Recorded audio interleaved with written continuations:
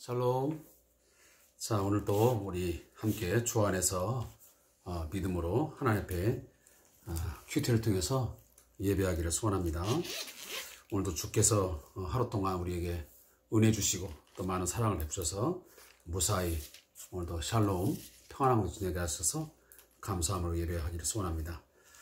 먼저 우리 찬송가 425장을 함께 드리겠습니다. 찬송 425장.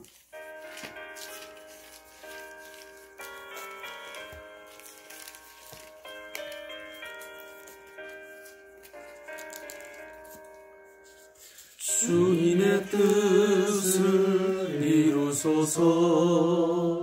고요한 중에 기다리니 진흙과 같은 날 빚으사 주님의 형상 만드소서. 주님의 뜻을 이루소서. 주님 발 앞에 기다리니 나의 맘속을 살피시사 눈보다 이게 하옵소서.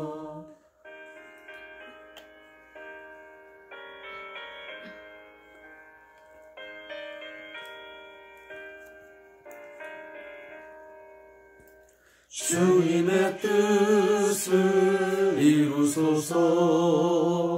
병들어 몸이 피곤할 때 권능의 손을 내게 펴사 강건케 하여 주옵소서. 주님의 뜻을 이루소서.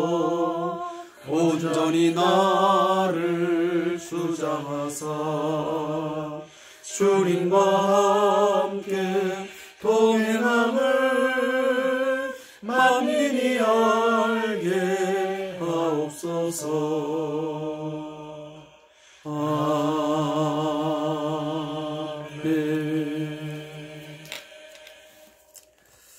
오늘 우리 주3교재에 116페이지에 나와 있는 우리 주의 말씀을 함께 묵상하겠습니다. 빌립보서 2장 12절부터 18절의 말씀 함께 나누겠습니다. 오늘 26일 목요일 오늘 말씀은 빌립보서 2장 12절부터 18절의 말씀을 함께 합독하겠습니다. 시작. 그러므로 나의 사랑하는 자들아, 너희가 나 있을 때뿐만 아니라 더욱 지금 나 없을 때에도 항상 복종하여 두렵고 떨림으로 너희 구원을 이루라. 너희 안에서 행하신 이는 하나님이시니 자기의 기쁘신 뜻을 위하여 너희에게 소망을 두고 행하게 하시나니 모든 일을 원망과 시비가 없이 하라. 이는 너희가 흠이 없고 순전하여 어그러지고 거스리는 세대 가운데서 하나님의 흠없는 자녀로 세상에서 그들 가운데 빛들로 나타내며 생명의 말씀을 밝혀 나의 다름질이 헛되지 아니하고 수고도 헛되지 아니하므로 그리스도 날에 내가 자랑할 것이 있게 하려 함이라.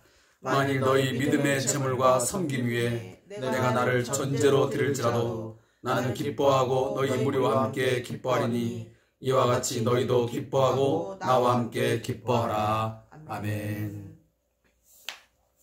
오늘 빌립보서 2장 12절부터 18절에 있는 말씀 가지고 구원을 이루라 하는 제목과 함께 나누기를 소원합니다. 예전에 제가 이제 저보다 훨씬 더 선배죠. 어떻게 보면 아버지라고 해도 과언이 아닐 텐데, 저는 이제 그분들을 이제 부목사로서 담임 목사님을 섬길 때가 있었는데, 그분 중에 이제 한 분이 저한테 이런 얘기를 했어요. 조전사, 아니면 조 목사, 당신이 이 교회에서 목회를 정말 잘했느냐 못했느냐 하는 것은 지금 있을 때는 평가할 수가 없다.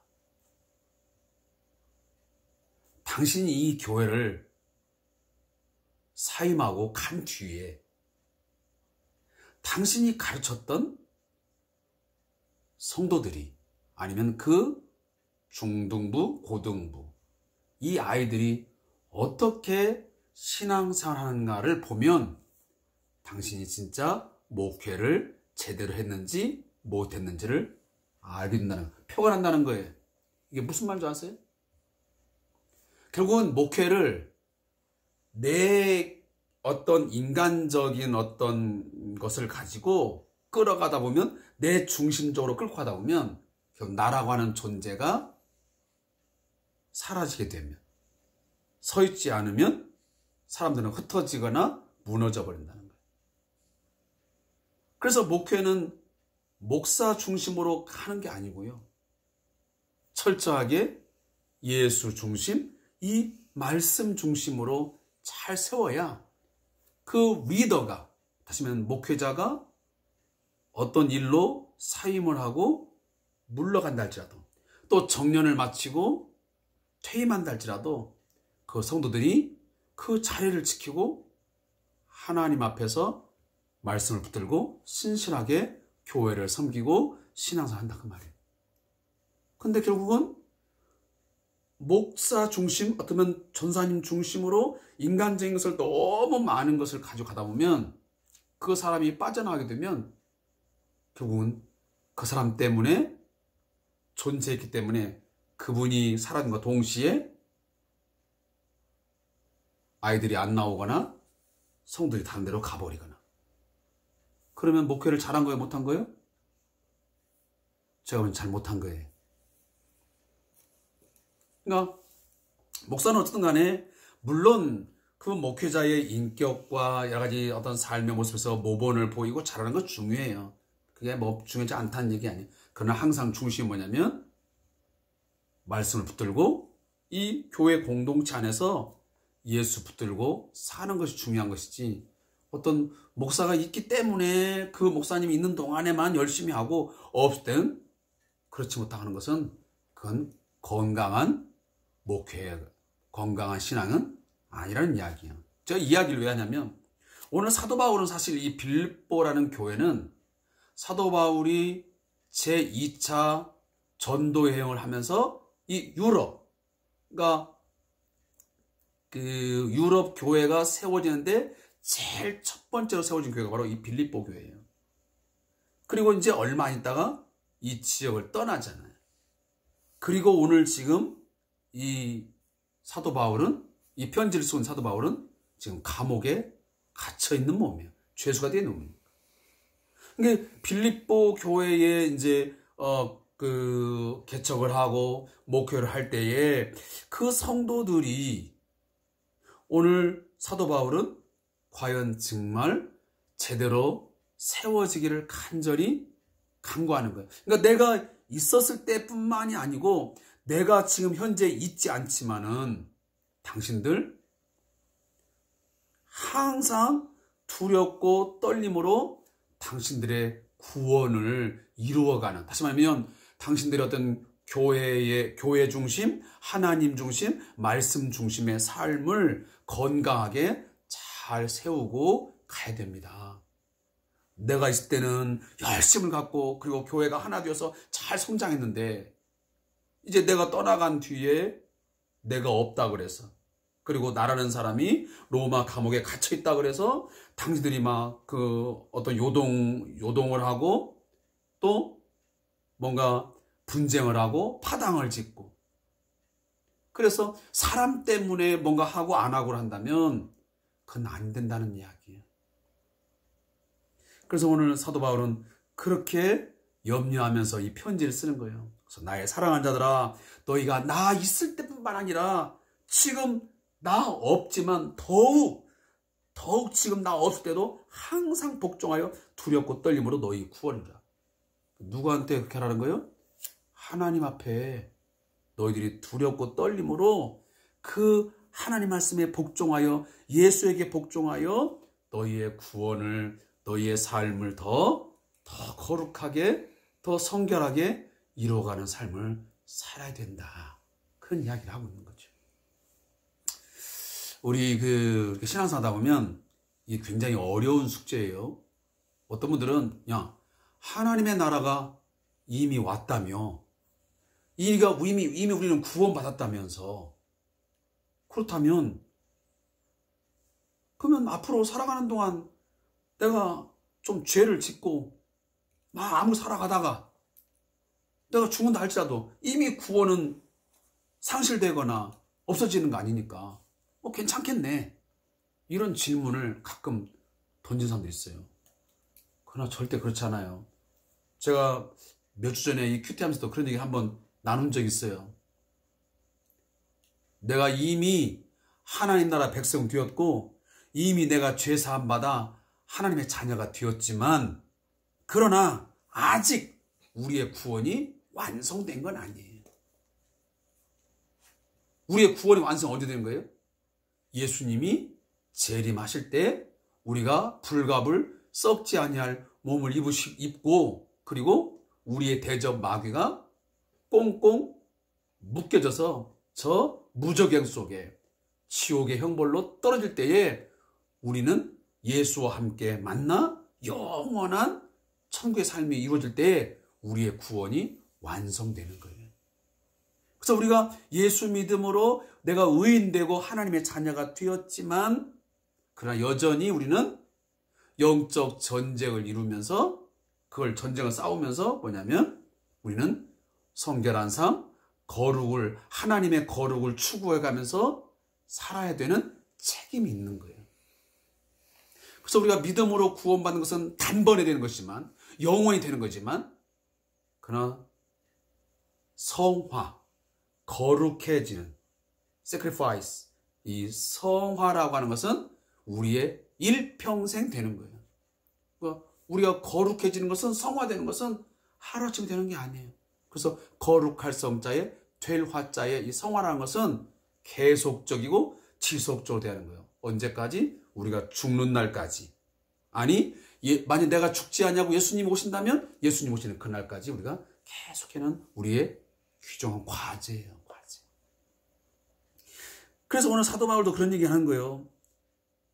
이미 우리가 구원받았고 이미 우리가 하나님의 자녀가 되었지만, 그러나 너희들이 흠 없는 자녀로 정말 순전하여 이 어그러지고 이 거스른 이 세대 가운데서 너희들이 빛들로 드러나는 그런 존재가 되기 위해서 계속 뭐한다? 성장하고 너희들은 양육받아야 된다.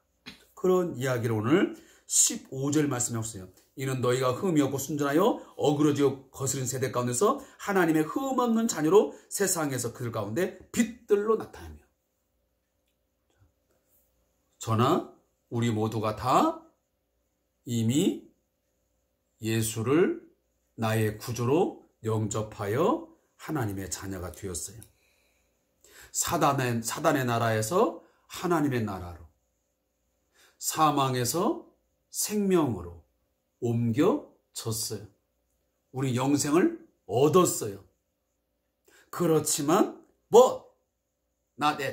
아직 우리의 구원이 완성된 것이 아니기 때문에 그 완성을 늘 소망하고 바라면서 끊임없이 말씀을 붙들고 기도하면서 말씀과 기도로 거룩을 추구하면서 살아가야만 그때 비로소 우리가 영광의 주님을 만날 수 있게 되는 거예요. 그래서 우리는 죽을 때까지는 뭐냐면 늘 긴장 속에 살아야 되는 거예요. 다 됐다. 이미 이제 구원받았다. 끝났다. 이제는 마음대로 살자. 자유방임주의적인 또 방종하는 삶을 살면 된다 안 된다? 안 돼. 율법을 무시하면 안 돼. 이제는 다 필요 없어. 왜? 이제 구원받았으니까. 그렇게 하는 것은 성경적인 구원관이 아니에요. 절대로. 그래서 우리가 믿는 자들은 방종하거나 방탕의 삶을 살면 안 된다는 얘기예요. 또 어떤 분들은 그런 얘기하면은 그럼 우리가 구원받은 게 상실될 수 있는 것인가? 이런 얘기를 또 하는 사람이 있어요. 지금 그런 얘기 하자는 얘기 아니에요.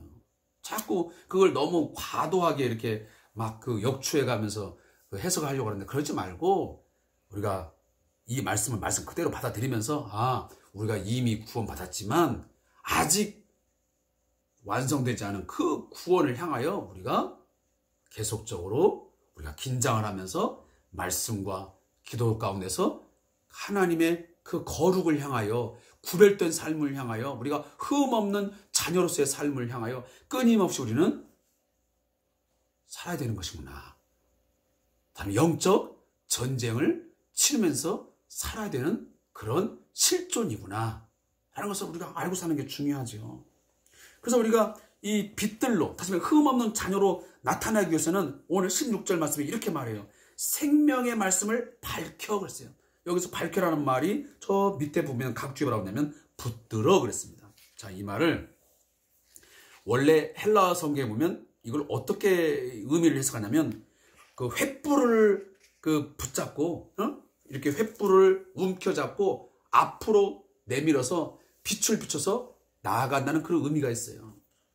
그러니까 이 말을 지금으로 말하면 어떻게 말할 수 있냐면 우리가 생명의 말씀, 우리가 하나님의 말씀을 꼭 붙들고 그리고 어떻게 해요? 앞으로 내밀고 어떻게 하라고요? 그 빛이, 말씀의 빛이 비춰준 대로 가야만 우리가 뭐 할 수 있다? 흠없는 자녀, 그리고 우리 교회 공동체가, 우리 믿는 자들이 세상 가운데서 뭐 한다고? 빛들로 나타낼 수 있다는 거지. 사람들로 하여금 그 빛을 보게 해야 돼. 우리의 삶을 통해서 우리가 말씀을 붙들고 앞으로 내밀면서 가줘야만 이 세상 속에서 방황하는 사람들이 인생이 무엇인지, 삶의 진정 의미가 무엇인지, 내가 왜 살아야 되는지를 모르는 사람들에게 바로 인생은 이렇게 살아야 돼. 이것 때문에 살아야 돼. 왜 살아야 되느냐? 이것 때문에 살아야 돼. 그리고 그 삶의 마지막은 이것이야 라고 하는 것을 우리가 말씀을 붙들고 밝히 보여줘야만, 빛을 비춰줘야만 그들이 방황하다가 뭐요? 빛을 보고 따라오죠.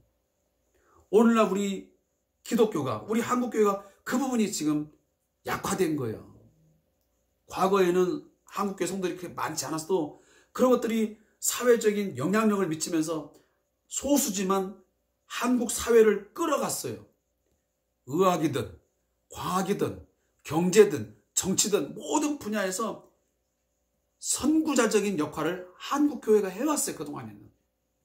근데 지금은 교회가 말씀과 기도가 약화돼 버리니까 그저 늘 그냥 교제하고 그냥 먹고 마시고 뭔가 그 기본적인 근본적인 놓쳐버리니까 교회는 훨씬 더 큰 예배당 건물을 가졌고 더 많은 거의 한 800만 1000만 명이라는 숫자를 가졌음에도 불구하고 세상 사람들에게 뭘 못 해준 거예요 지금?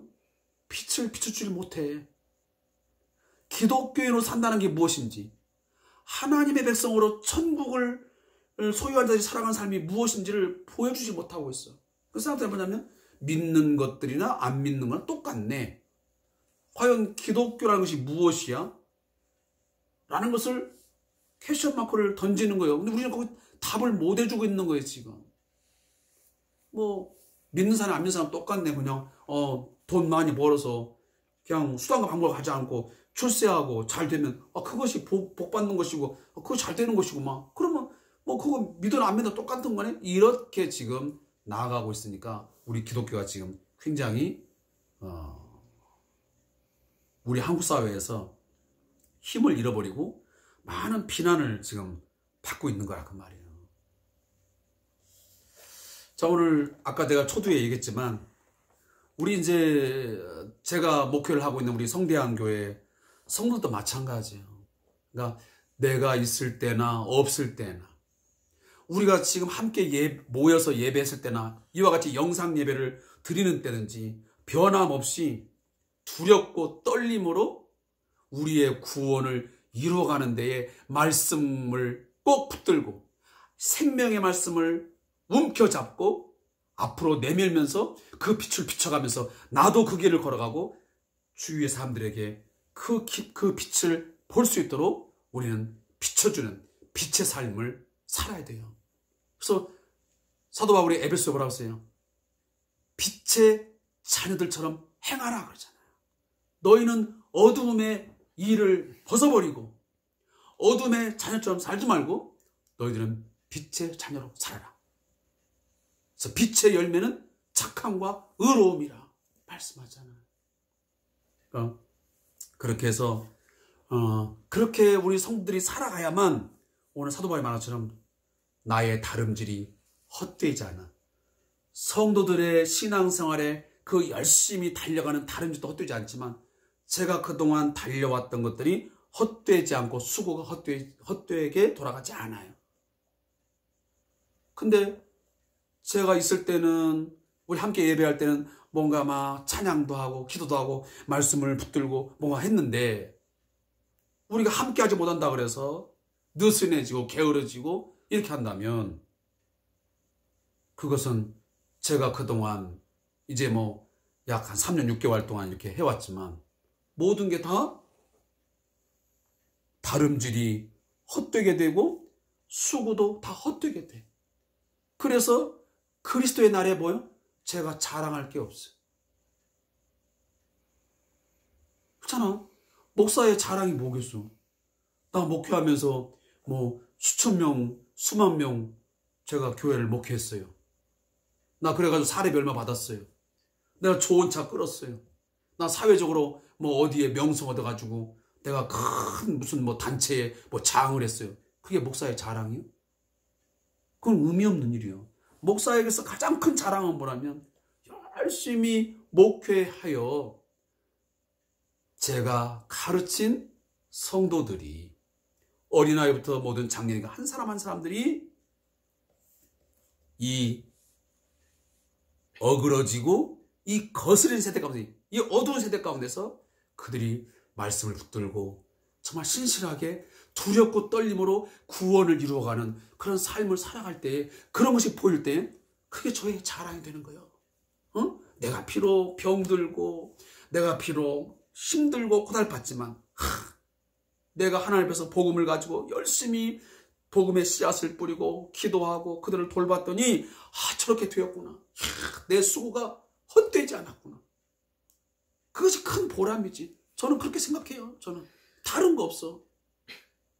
내가 성대한교회를 얼마나 동안 목회를 할지는 그건 아무도 모르겠지만 그러나 제가 얼마나 하는 거 중요한 것 같지 않고요. 내가 하는 동안 우리 성도들이 잘 양육되어서 성장해서 오늘 이 빌보 교회처럼 그렇게 섰으면 좋겠어요. 그래서 정말 원망과 시비가 없이 정말 구원을 늘 이루어가고 정말 흠없는 자녀로서 하나님께서 주시는 이 세상에서 빛 가운데로 빛들로 드러날 수 있는 삶이 된다면 그게 최고의 행복이 아니겠나. 아무쪼록 우리 사랑하는 성도들이나 또 저나 모두가 다 함께 간절히 소망하기는 정말 주님이 언제 다시 오실지는 모르겠지만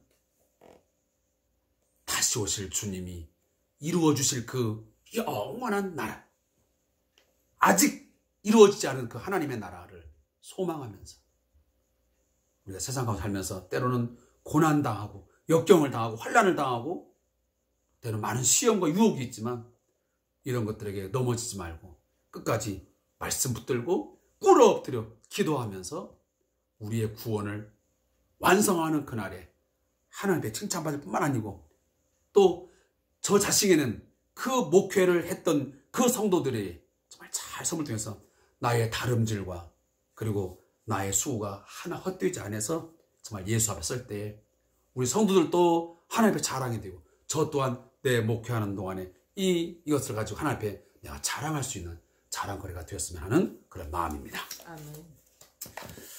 자, 저자의 묵상을 함께 읽고 말씀을 마치겠습니다.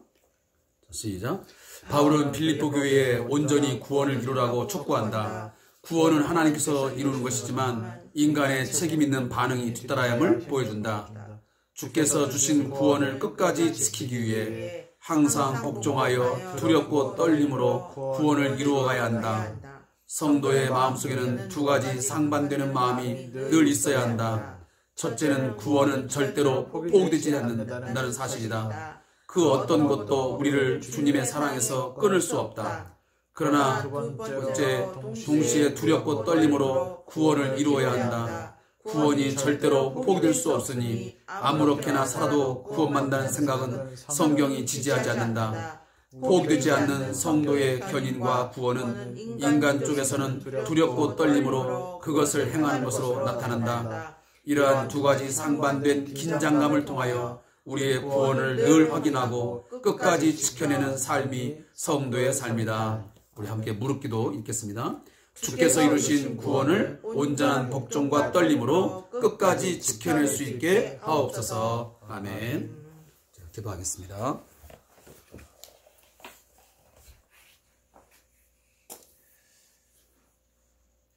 우리를 죄와 사망에서,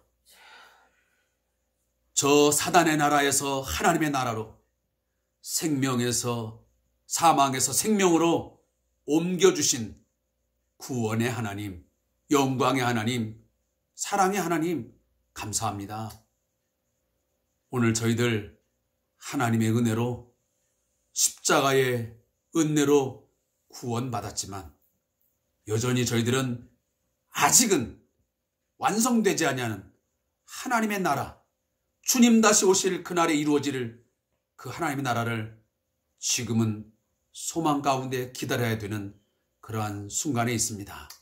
하나님, 그날을 소망하며, 그날을 기대하며, 그날을 손꼽아 기대하며, 마라나타, 아멘 주 예수여 어서 오시옵소서, 그런 신앙 가지고 오늘 주어진 하루하루의 순간순간 삶 속에서 늘 예수 안에서 복종하여 두렵고 떨림으로 우리의 구원을 이루어갈 수 있게 해 주옵소서.